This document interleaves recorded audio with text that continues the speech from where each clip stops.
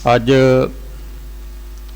ਧੰਨ ਧੰਨ ਸਤਿਗੁਰੂ ਸਾਹਿਬ ਸ੍ਰੀ ਗੁਰੂ ਗੋਬਿੰਦ ਸਿੰਘ ਮਹਾਰਾਜ ਜੀ ਦਾ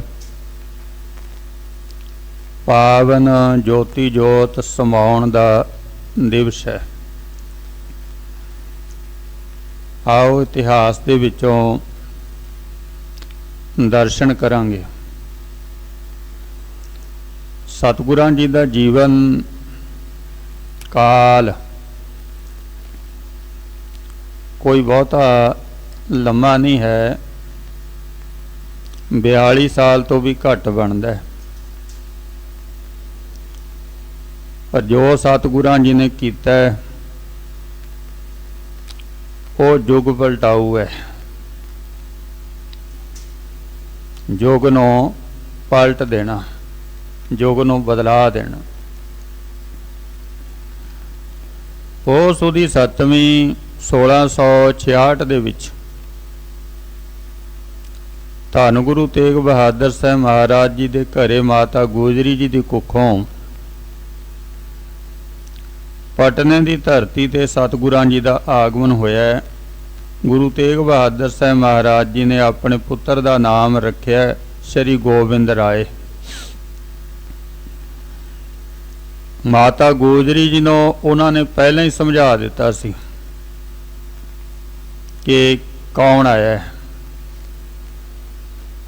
ਇਹ ਭਗਵੰਤ ਪੁਰਖ ਹੈ, ਪਰਮਾਤਮਾ ਦੀ ਜੋਤ ਹੈ।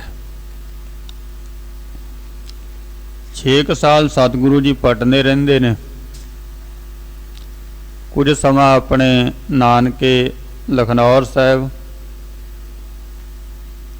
ਉਸ ਤੋਂ ਬਾਅਦ ਫਿਰ ਪੰਜਾਬ ਆ ਜਾਂਦੇ ਨੇ। ਉਦੋਂ ਸ਼੍ਰੀ ਅਨੰਦਪੁਰ ਸਾਹਿਬ ਦਾ ਨਾਮ ਸੀ ਚੱਕ ਨਾਨਕੀ। ਗੁਰੂ ਤੇਗ ਬਹਾਦਰ ਸਾਹਿਬ ਜੀ ਨੇ ਆਪਣੀ ਮਾਤਾ ਜੀ ਦੇ ਨਾਨਕੇ ਨਾਂ ਤੇ ਰੱਖਿਆ ਹੋਇਆ ਸੀ ਨਗਰ ਦਾ ਨਾਮ। ਸ਼੍ਰੀ ਅਨੰਦਪੁਰ ਸਾਹਿਬ ਆ ਜਾਂਦੇ ਨੇ।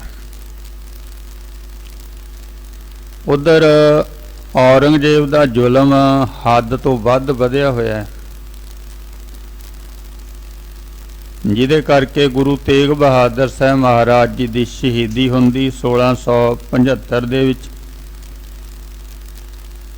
ਉਸ ਤੋਂ ਬਾਅਦ ਸ਼੍ਰੀ ਗੋਬਿੰਦ ਰਾਏ ਜੀ ਗੁਰਤਾ ਗੱਦੀ ਤੇ ਬਿਰਾਜਮਾਨ ਹੁੰਦੇ ਨੇ।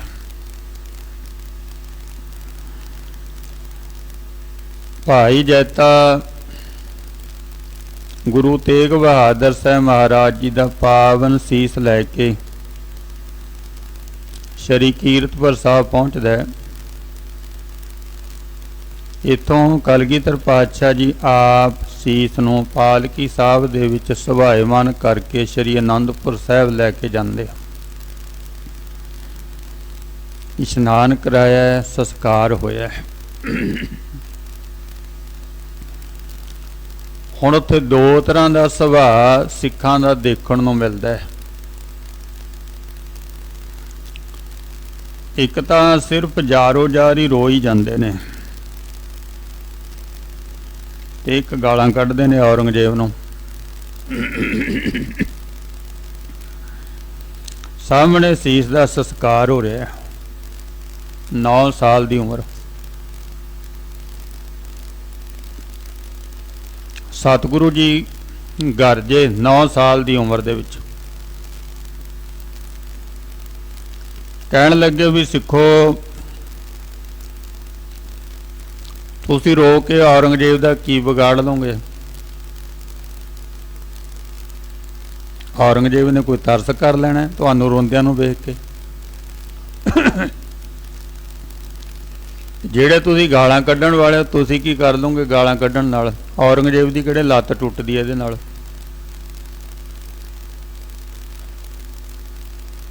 ਰੋ ਕੇ ਨਹੀਂ ਕੁਝ ਬਣਨਾ, ਗਾਲਾਂ ਕੱਢਣ ਦੇ ਨਾਲ ਕੁਝ ਨਹੀਂ ਬਣਨਾ। ਜਿਹੜਾ ਕੰਮ ਕਰਨ ਵਾਲਾ ਆਪਾਂ ਉਹ ਕਰੀਏ। ਗੱਜ ਕੇ ਆਖੋ ਸਤਿਨਾਮ ਸ੍ਰੀ ਵਾਹਿਗੁਰੂ।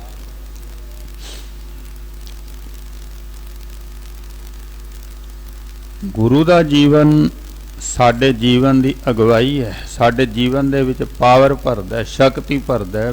ਇਹੋ ਜਿਹੀਆਂ ਸਥਿਤੀਆਂ ਦੇ ਵਿੱਚ ਅਸੀਂ ਕਿਵੇਂ ਵਰਤਣਾ ਹੁੰਦਾ। ਅਸੀਂ ਆਪਣਾ ਖਹਿੜਾ ਛੁਡਾਉਂਦੇ ਆ ਇਹ ਗੱਲ ਕਹਿ ਕੇ ਕਿ ਅਠੇ ਜੀ ਇਹ ਤਾਂ ਗੁਰੂਆਂ ਦਾ ਕੰਮ ਹੈ। ਭਲਿਓ ਗੁਰੂਆਂ ਨੇ ਕਾਹਦੇ ਲਈ ਕੀਤਾ ਹੈ? ਪੁੱਛ ਲੋ ਉਹਨਾਂ ਨੂੰ। ਇਨ ਪੁੱਤਰਨ ਕੇ ਸੀਸ ਪੈ ਵਾਰ ਦੀਏ ਸੁਤ ਚਾਰ, ਚਾਰ ਮੂਏ ਤੋਂ ਕਿਆ ਭਇਆ ਜੀਵਤ ਕਈ ਹਜ਼ਾਰ। ਕਿਹਦੇ ਲਈ ਵਾਰੇ? ਤੁਹਾਡੇ ਲਈ ਵਾਰੇ। ਕਿੱਥੇ ਕਿਵੇਂ ਵਰਤਣਾ ਹੈ? ਕਹਿੰਦੇ ਮਹਾਰਾਜ ਫਿਰ ਕਰੀਏ ਕੀ? ਸਤਿਗੁਰੂ ਜੀ ਕਹਿੰਦੇ ਵੀ ਜਦੋਂ ਗੁਰੂ ਅਰਜਨ ਦੇਵ ਮਹਾਰਾਜ ਜੀ ਦੀ ਸ਼ਹੀਦੀ ਹੋਈ ਤਾਂ ਸਾਡੇ ਦਾਦਾ ਗੁਰੂ ਨੇ ਕੀ ਕੀਤਾ ਸੀ? ਉਹਨਾਂ ਨੇ ਉਸੇ ਵਕਤ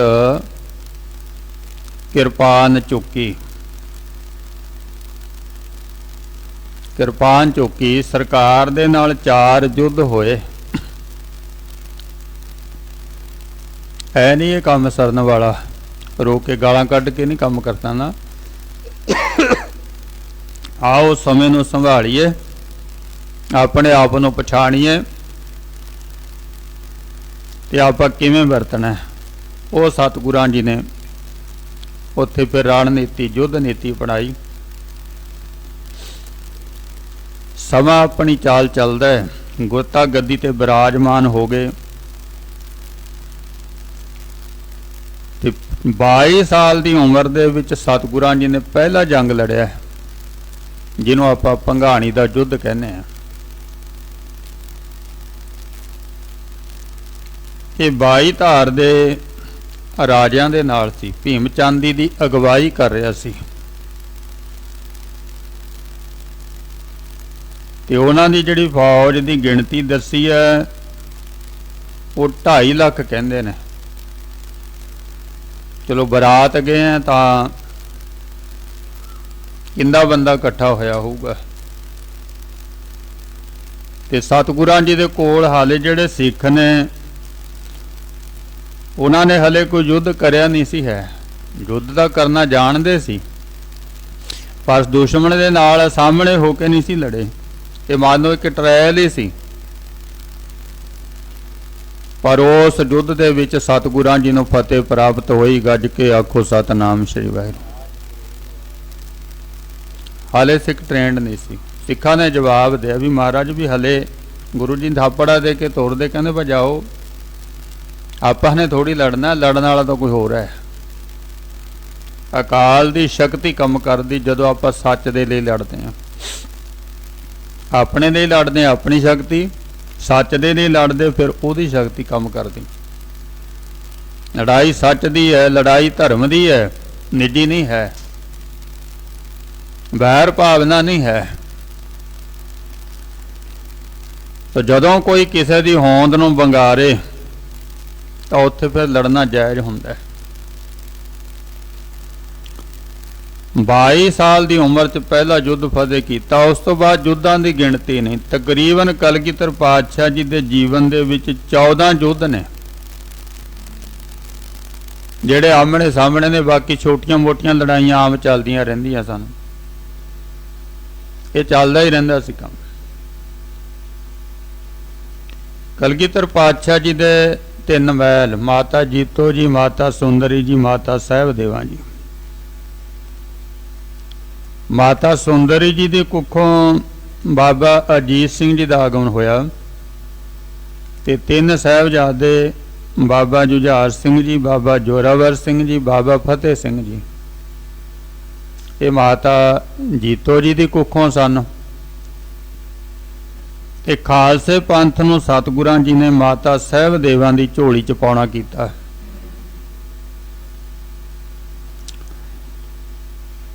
ਤਕਰੀਬਨ 8 ਮਹੀਨੇ ਸ਼੍ਰੀ ਅਨੰਦਪੁਰ ਸਾਹਿਬ ਨੂੰ ਘੇਰਾ ਪਿਆ ਰਿਹਾ ਤੇ ਕਲਗੀਧਰ ਪਾਤਸ਼ਾਹ ਜੀ ਨੇ ਅਨੰਦਪੁਰ ਸਾਹਿਬ ਦਾ ਕਿਲਾ ਨਹੀਂ ਛੱਡਿਆ, ਸਰੈਂਡਰ ਨਹੀਂ ਕੀਤਾ। 10 ਲੱਖ ਫੌਜ ਦੀ ਗਿਣਤੀ ਦੱਸੀ ਹੈ। 9 ਤੇ 1 10 ਲੱਖ। ਅੱਖਰ ਤਾਂ ਇਹ 4 ਨੇ ਪਰ ਜਦੋਂ ਇਹ ਸ਼ਬਦ ਫੌਜ ਦੇ ਨਾਲ ਜੁੜ ਜਾਂਦਾ ਫਿਰ ਇਹਨੂੰ ਵੇਖੋ। ਇੱਕ ਘੋੜੇ ਤੇ ਇੱਕ ਸਵਾਰ, ਹਾਥੀਆਂ ਤੇ ਸਵਾਰ, ਤੇ ਕਈ 2-2 ਘੋੜੇ ਵੀ ਰੱਖਦੇ ਨਾਲ। फिर ये खलारा कित्थे तक पऊगा गिणती नहीं है। पर जदों सतगुरां जी दे माता गोदरी जी ने कहा कि पुत्र मैं तो हुण आनंदपुर साहब दे विच रहना नहीं, क्योंकि मेरे को अपने पोतरियां दा बरलाप नहीं देखा जाता, भुखे ने। मेरी नूंह जीतो राणी मैनू जिम्मेवारी दे के गई है भी मेरे पुत्रां नूं सामभना, मेरे पुत्रां दा ख्याल रखना, कि मैं तो नहीं भुखे वेख सकती। तू आउणा आ, मैं ते चली। बेशक गुरु तेग बहादुर साहब जी ने कहा सी कि इन्हां नूं कदे भी कुछ करन दे लई मजबूर नहीं करना, पर मां अपना हक जताउंदी है। मेरा पुत्र है, ਉਹਦੇ ਲਈ पुत्र पहला, गुरु परमेश्वर बाद विच है। पुत्र पहला है क्योंकि कुखों जन्म होया ना, वो अपना हक जताउंदी। ते हुण 10 लाख फौज दे कहे ते सतगुरां जी ने किला नहीं छड्डिया, पर जदों माता ने कहा नाल दी नाल सतगुरां जी ने किला छड्डता। गज के आखो सतनाम श्री वाहिगुरू। कहण लगे माता तू मैनूं जन्म दिता है, मैं तेरा कहना मन्नांगा, जेड़ा भी मेरा नुकसान हुंदा मैं झल लांगा, पर तेरा कहना नहीं मुड़दा। मां दी अहमियत की है वो गुरु घर दे विचों मिलेगी, पर इत्थे जम्मे साईं वसारिया, विआहया मां पिओ वसारे। भाई गुरदास जी कहंदे बंदा जम्मदा रब नूं भुला दिंदा ते विआहया मां पिओ नूं भुला दिंदा। जिहड़ा रब नूं भुला सकदा फिर मां पिओ नूं की समझना इहने। मनाई जाओ देवी देवते पीर पैगंबर, रब नूं गुरु नूं नहीं मनदा। जिहड़ा मां पिओ दा आग्याकारी नहीं है, कहना नहीं मनदा, ਉਹਦਾ कोई भी किसी अर्थ नहीं है। घरे बैठे आराम नाल ते जे किते मां पिओ की आग्या नूं पाले उहनूं कुछ करन दी भी लोड़ नहीं है, पर ਉਹ छड्ड के जो मर्जी करी जावे। तो ऐसे कलगीधर पातशाह जी ने अपनी माता जी का कहना मन्निया। ਜਿਹੜਾ ਕਾਰਜ परमात्मा ने सौंपिया ਉਹਨੂੰ 33 साल की उम्र ਦੇ ਵਿੱਚ 1699 ਵਿੱਚ ਵਿਸਾਖੀ ਦੇ ਸਮੇਂ संपूर्ण कर दिता। हुक्म सी मैं अपना सुत तोहे नवाजा, पंथ परचुर करवे को साजा। ठाड़ प्यो मैं जोर कर, बचन कहा सिर न्याय, पंथ चलै तब जगत में, जाओ तुम करो सहाय। ये आज्ञा हुई सी वाहिगुरू जी दी। प्रगट्यो खालसा परमात्मा की मौज, खालसा अकाल पुरख की फौज। ये किसे दी नहीं। ਤਾਂ ਹੁਣ ਸਤਿਗੁਰਾਂ जी ने श्री आनंदपुर साहिब ਛੱਡਿਆ। ਚਮਕੌਰ ਦੀ ਗੜੀ, ਸਰਹੰਦ ਦਾ ਸਾਕਾ, ਮੁਕਤਸਰ ਦਾ ਯੁੱਧ। ਬਾਦਸ਼ਾਹ ਨੂੰ ਜਫਰਨਾਮਾ ਲਿਖਣਾ ਔਰੰਗਜ਼ੇਬ ਨੂੰ, ਜਿੱਤ ਦੀ ਚਿੱਠੀ।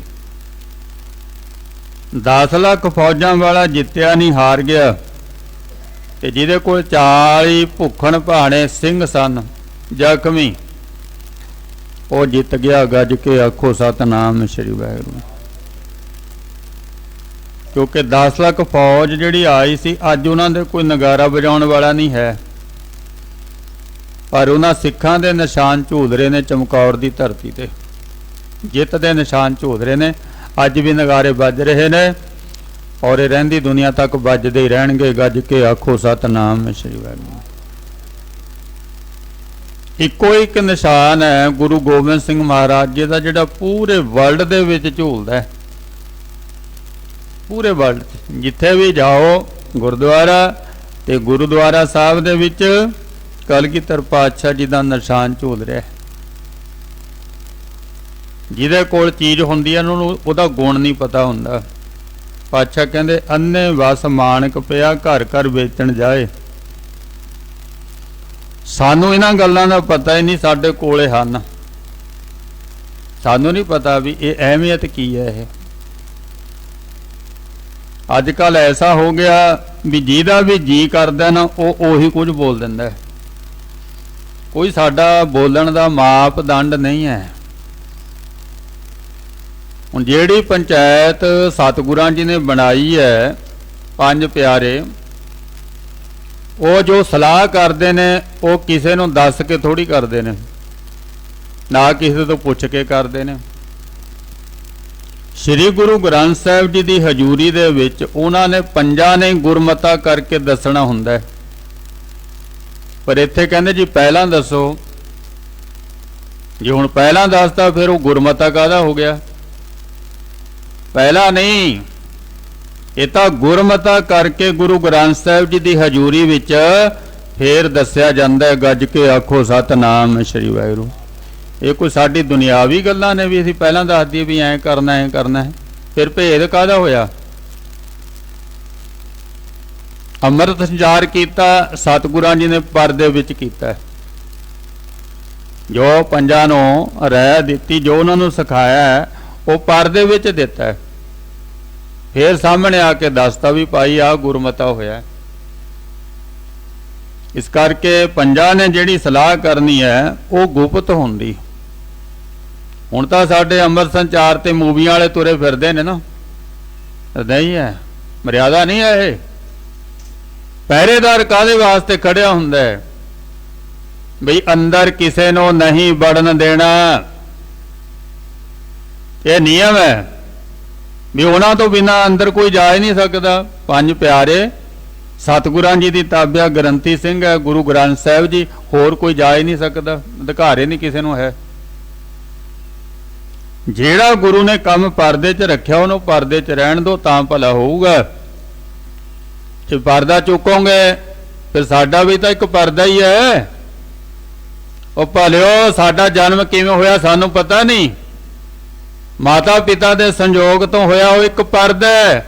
ਤੇ ਹੁਣ ਜੇ ਕੋਈ ਇਹ ਵੀ ਪਰਦਾ ਕੋਈ ਚੁੱਕੇਗਾ ਫਿਰ ਉਹ ਪੁੱਤਰ ਖਵਾਉਣ ਦਾ ਹੱਕਦਾਰ ਕੋਈ ਨਹੀਂ ਹੈ। ਗੱਜ ਕੇ ਆਖੋ ਸਤਿਨਾਮ ਸ੍ਰੀ ਵਾਹਿਗੁਰੂ। ਆਪਣੇ ਜਨਮ ਦੇ ਪਰਦੇ ਨੂੰ ਜੋ ਕੋਈ ਜ਼ਾਹਰ ਕਰੂਗਾ ਤਾਂ ਫਿਰ ਉਹ ਪੁੱਤਰ ਖਵਾਉਣ ਦਾ ਹੱਕਦਾਰ ਥੋੜੀ ਹੈ, ਉਹ ਤਾਂ ਫਿਰ ਥੁੱਕਾਂ ਹੀ ਪੈਣਗੀਆਂ ਮੂੰਹ ਤੇ। ਤੋ ਸਤਿਗੁਰਾਂ ਜੀ ਨੇ ਜਿਹੜੀ ਚੀਜ਼ ਪਰਦੇ 'ਚ ਰੱਖੀ ਉਹਨੂੰ ਪਰਦੇ 'ਚ ਰਹਿਣ ਦਿਓ ਗੁਰਮੁਖੋ, ਉਹਨੂੰ ਜ਼ਾਹਰ ਨਾ ਕਰੋ। ਗੁਰੂ ਦੀ ਮਰਿਆਦਾ ਨੂੰ ਨਹੀਂ ਆਪਾਂ ਭੰਗ ਕਰ ਸਕਦੇ। ਹਾਂ, ਸਾਡੀ ਜਿਵੇਂ ਮਰਜ਼ੀ ਬਣਾ ਲਓ, ਜਿਵੇਂ ਮਰਜ਼ੀ ਆਪਣੀ ਬਦਲ ਲਓ, ਪਰ ਗੁਰੂ ਦੀ ਬਦਲਣ ਦਾ ਕਿਸੇ ਨੂੰ ਅਧਿਕਾਰ ਨਹੀਂ ਹੈ। ਸਾਰੇ ਅਧਿਕਾਰ ਸਤਿਗੁਰਾਂ ਜੀ ਨੇ ਦੇ ਦਿੱਤੇ, ਦਿੰਦੇ ਤਾਂ ਹੁਣ ਵੀ ਨੇ। ਸਰਕਾਰ ਕਹਿੰਦੀ ਹੈ ਪੰਚਾਇਤਾਂ ਨੂੰ ਵੀ ਅਸੀਂ ਅਧਿਕਾਰ ਦੇ ਤੇ, ਪਰ ਪੰਚਾਇਤਾਂ ਨੂੰ ਪੁੱਛੋ ਵੀ ਤੁਹਾਡੇ ਅਧਿਕਾਰ ਕੰਮ ਕਰਦੇ ਆ? ਸਰਪੰਚ ਨੂੰ ਪੁੱਛੋ ਵੀ ਸਰਕਾਰ ਤੇਰੀ ਗੱਲ ਮੰਨਦੀ ਹੈ? ਕਹਿੰਦਾ ਨਾ ਜੀ। ਬਸ ਕਿਹਾ ਹੋਇਆ ਵੀ ਅਧਿਕਾਰ ਪੰਚਾਇਤ ਦੇ ਕੋਲ ਨੇ, ਪਰ ਮੰਨਦਾ ਕੋਈ ਨਹੀਂ। ਬਾਅਦ ਦੇ ਵਿੱਚ ਗੱਜ ਕੇ ਆਖੋ ਸਤਿਨਾਮ ਸ੍ਰੀ ਵਾਹਿਗੁਰੂ। ਪਰ ਕਲਗੀਧਰ ਪਾਤਸ਼ਾਹ ਜੀ ਨੇ ਜੇ ਅਧਿਕਾਰ ਦਿੱਤੇ ਪੰਜਾਂ ਨੂੰ ਤਾਂ ਉਹਨਾਂ ਨੂੰ ਮੰਨਿਆ। ਚਮਕੌਰ ਦੀ ਗੜੀ ਵਿੱਚ ਪੰਜਾਂ ਨੇ ਕਹਿ ਦਿੱਤਾ ਵੀ ਪਾਤਸ਼ਾਹ ਗੜੀ ਛੱਡ ਦਿਓ, ਤੇ ਸਤਿਗੁਰਾਂ ਜੀ ਨੇ ਛੱਡ ਦਿੱਤੀ।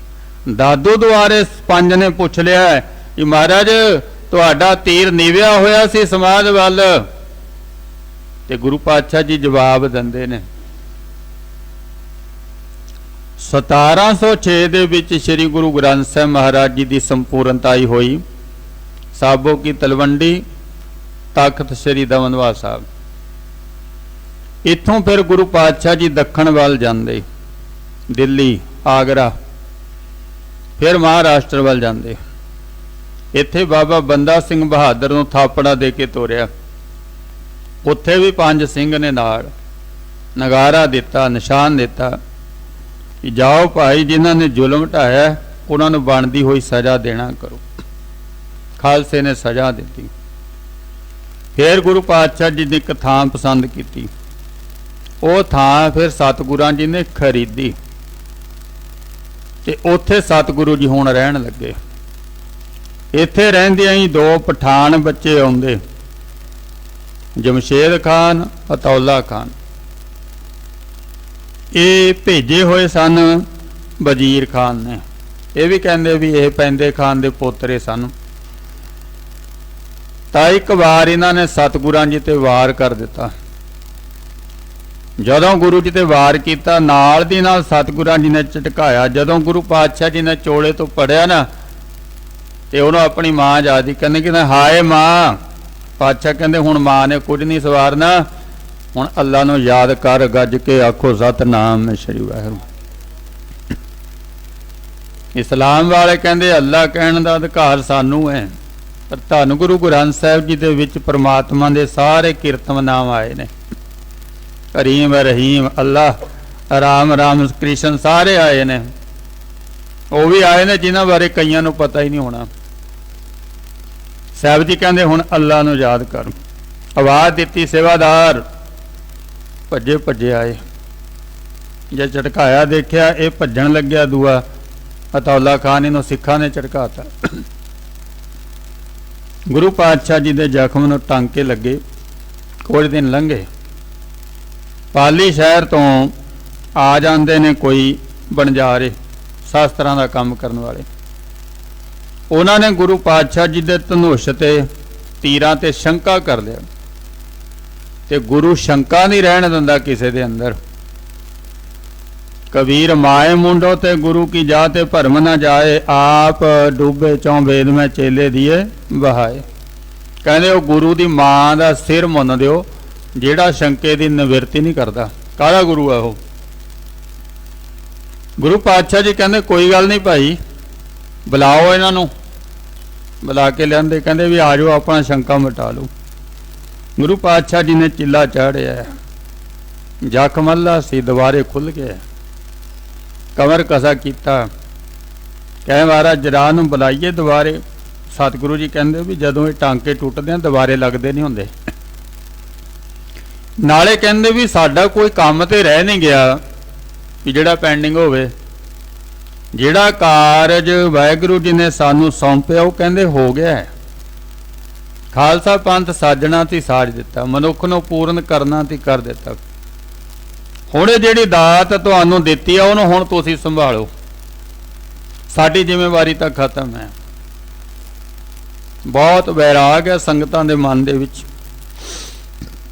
इकट्ठे हो गए, कहण लगे महाराज तुसीं आपू कहा भी असीं 10 जामे धारण करने, 11वां जामा नहीं है, भी फिर सानू लड़ किहदे ला रहे हो। सतगुरु जी कहते भी शब्द गुरु सुरत धुन चेला।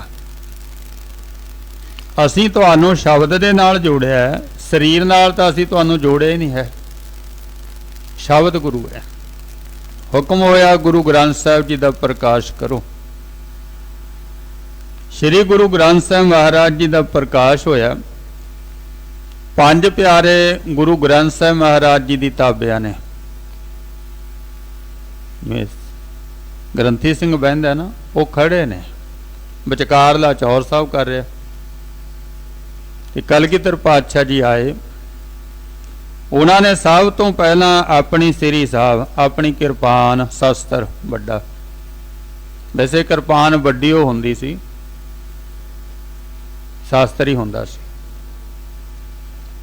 ये जिहड़ी अपने कोल है आपां एक ककार पूरा कीता होया 5वां शास्त्र दा उही हुंदा सी।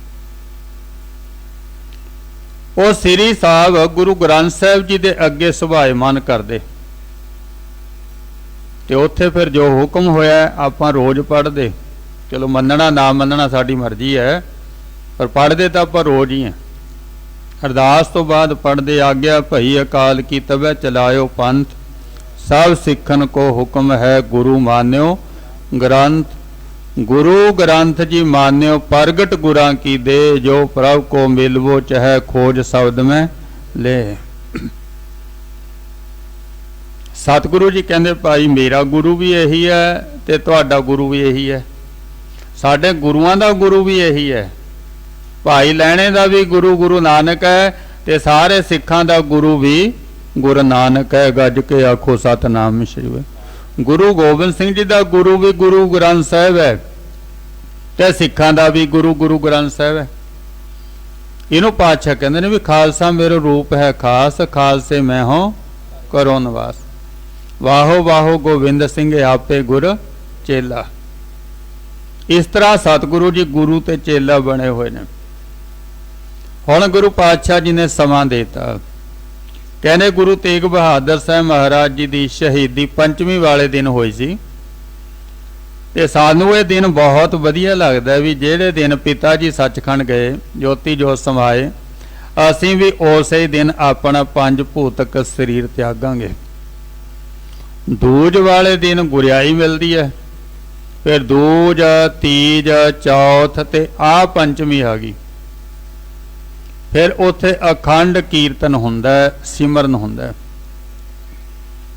ਗੁਰੂ ਪਾਤਸ਼ਾਹ ਜੀ ਦਾ ਸੱਚਖੰਡ ਜਾਣਾ ਸੁਣ ਕੇ, ਕਿਉਂਕਿ ਸਮਾਂ ਦੇਤਾ ਨਾ ਕਿ ਜਾਣਾ ਭਾਈ ਪੰਚਮੀ ਵਾਲੇ ਦਿਨ, ਫਿਰ ਅਣਗਿਣਤ ਉੱਥੇ ਸੰਗਤਾਂ ਇਕੱਤਰ ਹੁੰਦੀਆਂ। ਹਾਲਾਂਕਿ ਸਿੱਖਾਂ ਦੀ ਕੋਈ ਗਿਣਤੀ ਜ਼ਿਆਦਾ ਨਹੀਂ ਸੀ, ਪਰ ਗੁਰੂ ਕੱਲਾ ਸਿੱਖਾਂ ਦਾ ਨਹੀਂ ਨਾ ਹੈ। ਗੁਰੂ ਉਹ ਹੁੰਦਾ ਜਿਹੜਾ ਜਗਤ ਦਾ ਗੋਵੇ ਗੱਜ ਕੇ ਆਖੋ ਸਤਿਨਾਮ ਸ੍ਰੀ ਵਾਹਿਗੁਰੂ। ਗੁਰੂ ਦਾ ਕੰਮ ਹੈ ਸ਼ੰਕੇ ਦੀ ਨਿਵਰਤੀ। ਵਰਲਡ ਦੇ ਵਿੱਚ ਕਿਸੇ ਦਾ ਵੀ ਕੋਈ ਸ਼ੰਕਾ ਹੈ, ਕਿਸੇ ਵੀ ਧਰਮ ਦਾ, ਕਿਸੇ ਮਜ਼ਹਬ ਦਾ, ਕਿਸੇ ਵੀ ਸੰਪਰਦਾ ਦਾ, ਉਹਨੂੰ ਦੂਰ ਕਰਨਾ ਗੁਰੂ ਦਾ ਕੰਮ ਹੁੰਦਾ ਹੈ। ਤੇ ਸਤਿਗੁਰੂ ਜੀ ਸਾਰੇ ਸੰਸਾਰ ਦੇ ਜੀਵਾਂ ਦੇ ਸ਼ੰਕਿਆਂ ਦੀ ਨਿਵਰਤੀ ਕਰਦੇ ਨੇ।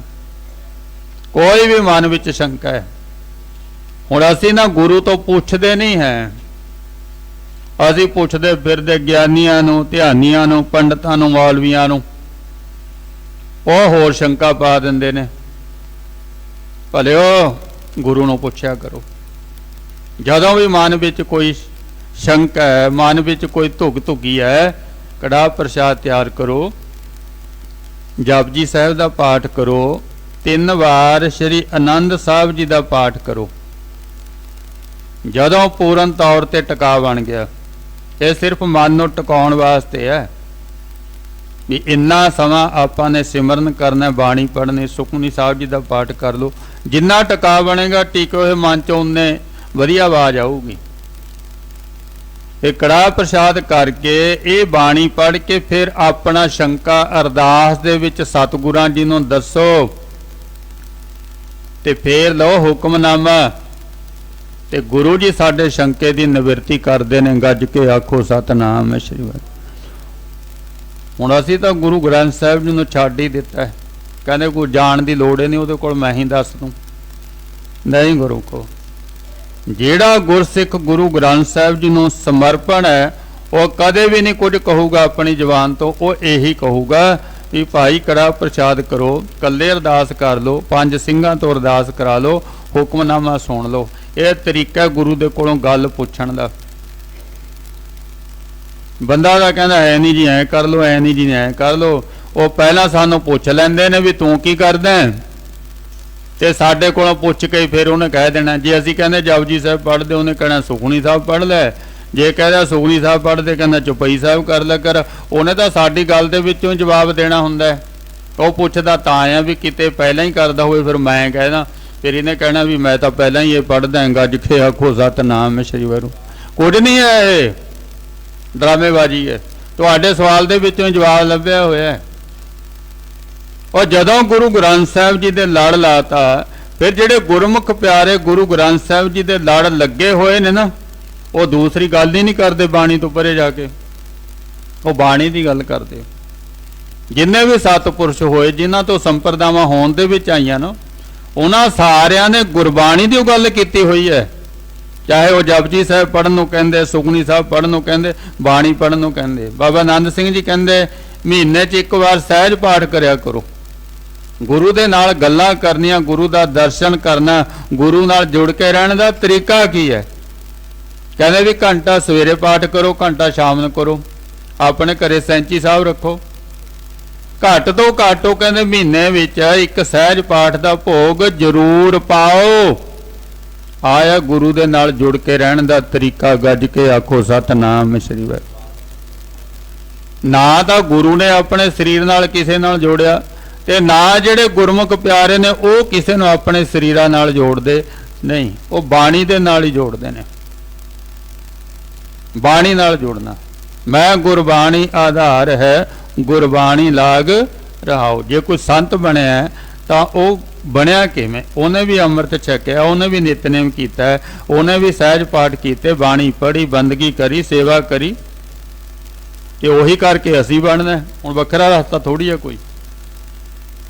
ਅਸੀਂ ਉਹਨਾਂ ਤੋਂ ਸੇਧ ਲੈਣੀ ਹੈ। ਤਿਨਾ ਦੇਖ ਮਨ ਚਾਓ ਠੰਡਾ ਹਾਂ ਕਦ ਪਾਈ गुण तासा। धन गुरु गोबिंद सिंह महाराज जी ने सानू गुरु ग्रंथ साहिब महाराज जी दे लड़ लाया ते पंज प्यारे सतगुरां जी दे हजूर। कहंदे भी जदों पंज प्यारे सतगुरां जी दे हजूर आ गए फिर उत्थे कला साडी वरतनी है, असीं उन्हां दे विच वरतना है।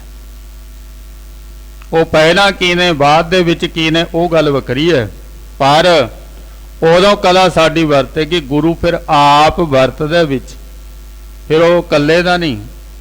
फिर पंजां दे विच पंज इक्को ही सार ने, पंजे प्यारे ने। अपने साहिबजादियां नूं सतगुरां जी ने तरजीह नहीं दिती, अपने पंज प्यारियां नूं अगे रखिया होया है। गज के आखो सतनाम श्री। कहते ना नहीं तो इन पुत्रन के सीस पे वार दिए सुत चार, उन्होंने वार के अपने गले लाया। हुण सतगुरु जी कहते भी अंगीठा तैयार करो। सिखा ने समग्री तैयार की, चिखा तैयार की। अज फिर सतगुरां जी ने कहता बई चिखा दे आले दुआले कनात ला दिओ। यह भी काम परदे च है। अमृत छकाया वो भी परदे च। अज ज्योति जोत समाउण लगे वो भी परदे च। ते जिस बात चिखा तैयार हो गई, गुरु पातशाह जी ने बेनती की। सतगुरु जी आप अंदर जाते, कहते भी सारे बाहर चले जाओ। एक हुक्म उन्होंने किया सी पर मानते नहीं है। गुरु जी ने कहा सी भी साडी चिखा नहीं किसी ने फरोलनी, पर सिख टलते नहीं है, हटे नहीं है। चिखा फरोली है इन्होंने। साडे रहतनामिਆਂ ਵਿੱਚ दर्ज है भी सिख का अंगीठा संभालिया जाता है, फरोलना नहीं हुंदा। अरदास जिहड़ी ਉਹ अंगीठा संभालण दी है। हुण संभालना तो हुंदा भी इकट्ठा करके पानी च जल प्रवाह करना है। सिर्फ रहत मेरा कहंदी भी अंगीठा संभाल के जल प्रवाह कर दो। उहदा भाव की है? वैसे साडा कोई संस्कार तो बाद संबंध नहीं रह जाता। ये गुरमुखो तां सवाह चुकते हैं भी उत्थे सिख दी कोई मड़ी ना बना देवे। गज के आखो सतनाम श्री वाहिगुरू। पर इन्हां कोल हल हैगे ने, ये थड़े बना लैंदे ने, नहीं तो उत्थे निशान साहब ला देणगे। ये टलदे थोड़ी है, ये निशानी तो इन्हां ने बना ही लैनी। उत्थे सिख दी निशानी मड़ी नहीं बननी चाहिए। इस करके सानू कहा सी भी सुआह चक के जल प्रवाह कर दिओ, होर कोई गल नहीं है। फुल चुकना साडी रस्म नहीं है। पर हुण जिहदे टले नहीं उत्थे जिन्हां ने गुरु गोबिंद सिंह महाराज जी दा अंगीठा फरोलिया, ये फिर अपने बापू दा फरोलण ते कित्थे हट जाणगे। मैं ते नहीं अरदास करदा हुंदा फुल्लां दी। मैं कहा जी जे तां तुसीं अंगीठा संभालना मैं अरदास कर देना, नहीं तो कोई लोड़ नहीं है, अपना जिवें मर्जी करो। अंगीठा संभालण दी अरदास है, सानू सचेत होण दी लोड़ है। ये पुछो घरदिआं नूं भी जे तां फुੱਲ चुकने भाई अपने चुग लो, फिर अरदास की कोई लोड़ नहीं। जे तुसीं अंगीठा संभालना है फिर असीं अरदास करांगे। हुण अरदास अंगीठा संभालण दी है ते असीं मड़ी फरोलनी है, फिर आपां उत्थे गुरु दे हुक्म दी अदूली कर रहे हैं। गज के आखो सतनाम श्री वाहिगुरू। आपां निकले नहीं चक्करां चों। पर क्या फिर गुरु दे फुੱਲ मिले उत्थे सिखां नूं? आपां उत्थे जाके एक दर्शन करदे, छोटी जी किरपान है एक, जिन्हों सतगुरु जी केसां दे विच रखिया करदे सन। गज के आखो सतनाम श्री। गुरु ने सानू यही सिक्ख्या दिती, सिखो तुहानू मैं बाणी ते शस्त्र दे नाल जोड़िया, तुहानू किरपान दिती नाल अगे सुभाईमान करके गुरु ग्रंथ साहिब जी दे, ते तुसीं हाले भी फिर गुरु दे पिछे तुरे फिरदे हो, गुरु दी हड्डियां भालदे फिरदे हो। ओ भलिओ किरपान है, शास्त्र है, शास्त्र दे विचों मेरा दर्शन करया करो, हड्डियां ना भालो। गज के आखो सतनाम। हुण ये भी कला सतगुरां जी ने परदे च वरताई। यो कलगीधर पातशाह जी ने अज दे दिन पंचमी वाले दिन 1708 दे विच तकरीबन 42 साल सतगुरां जी ने शरीरक उम्र भोगी है ते करके संसार नूं ओह दिखा दिता भी जिन्हों संसार कहंदा भी हो नहीं ना सकदा। पर उन्होंने कहा भी चिड़ियां तो मैं बाज तड़ाऊं तबे गोबिंद सिंह नाम कहाऊं, 1.25 लाख से एक लड़ाऊं तबे गोबिंद सिंह नाम कहाऊं। साडे विच 1.25 लाख की पावर सतगुरां जी ने भरी है, भलिओ पछाणो अपने आप नूं भी तेरे विच ताकत किन्नी है। तू एवें डरदा फिरी जाना, एवें घबराउंदा फिरी जाना, अपनी ताकत नूं पछाणो। भरोसा रखो गुरु दे उत्ते। गुरु मेरा संग सदा है नाले, गुरु हमेशा साडे नाल। तो जितनियां भी संगतां पहुंचियां भाई जीवन दा लाहा लैण दे लई इहनूं जारी रखना है। वो समा सी जदों संगतां दूर दरेडे तो आए करदियां सन, तां उदों फिर सतगुरां जी ने कहा सी भी भाई महीने च एक बारी आ जा करो। चलो नहीं आ सकते दूरों, साहब जी कहते 6 महीनों बाद आ जा करो, विसाखी दिवाली ते आ जा करो। पहला दिवाली हो सी ना, बंदी छोड़ दिवस बाद विच आया है। 6 महीनों बाद आ जा करो, साल बाद आ जा करो। सतगुरु जी कहते भी एक साल इशनान करदा, एक साल च एक दिन। पर हुण जिहड़ा साल च एक बारी इशनान कर रहा है ना, वो ऐ ना समझे भी वो साल ना आया भी उन्होंने फल ज़्यादा मिलूगा। गुरु जी कहते नहीं, कहते तू एक दिन भी भावना नाल नहाएगा ना, तेनों पूरे साल का फल तां भी मिल जाना है। गज के आखो सतनाम श्री वाहिगुरू, शंका ना करी।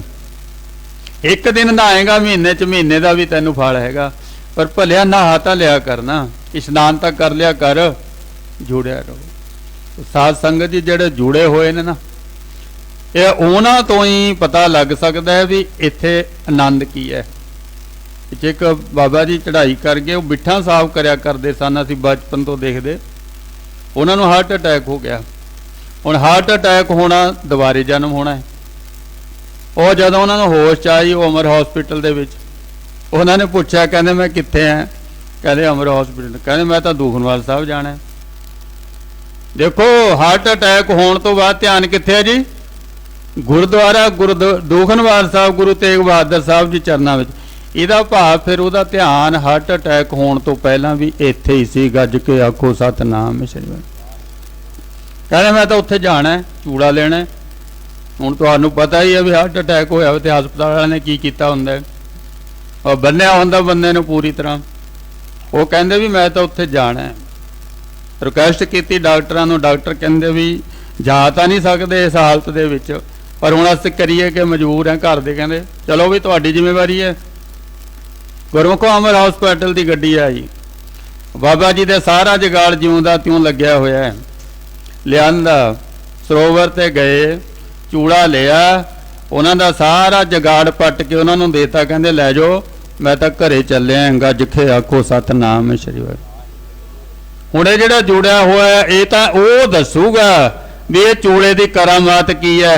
बाकी तां कहंदे चूड़ा लैण नाल की हुंदा है, वो जे लाओगे तां ही कुछ पता लगूगा ना। हुण जिन्हें लिया उन्होंने पुछो, नवां जन्म हुंदा है, हार्ट अटैक तो बाद बच गया, बच गया नहीं। कई बारी पैरालाइज पैसा घट जाता है, माइंड ते असर हो जाता है, बोल नहीं सकता बंदा, पर बंदा चूड़ा लैके अपने घरे जा रहा है।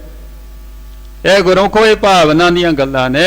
जिन्हां दी भावना उन्हां लई सब कुछ है, पर जिन्हां दी नहीं उन्हां लई कुछ भी नहीं है। क्योंकि गोबिंद भाव भगत का भुखा। सो कुछ भी करदे हो उहदे विच भावना होनी चाहिए है। आपां नूं जिहड़ा फल है ना, सतगुर सदा दयाल है भाई, बिन भागा क्या पाई है। एक नदर कर बेखै सब ऊपर, जिहा भाओ तिहा फल पाइए। फल जिहड़ा वो अपनी भावना दा। साडी पंजाबी दी कहावत है भी जिन्ना गुड़ पाओगे उन्ना मिठा होऊगा।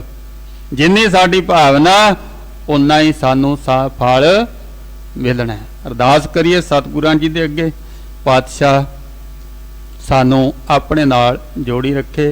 अरदास यही करनी, प्रभ जियो खसमाना कर प्यारे, बुरे भले हम थारे। इतने क बेनतियां प्रवान करनियां जी। होइयां भुलां दी खिमा। वाहिगुरु जी का खालसा, वाहिगुरु जी की फतेह।